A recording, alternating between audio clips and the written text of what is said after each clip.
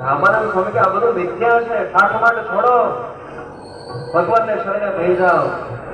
ભગવાનને શરણે આવી જઈએ એટલે આ બધું તો માઇક છે, નાશવંત થવાનું છે, આ લોકની મોયટપ ને બધું ભેડું રહેવાનું.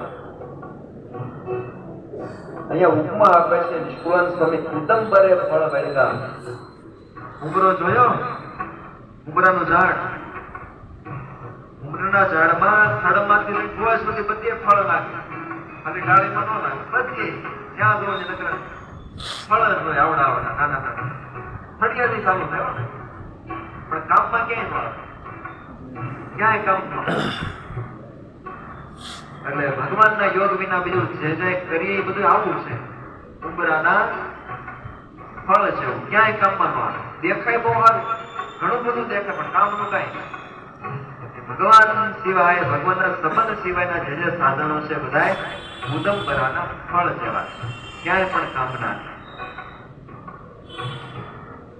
એટલે અંતમાં છેલ્લે નિષ્કુળાનંદ સ્વામી લખે હો, માટે ઓડો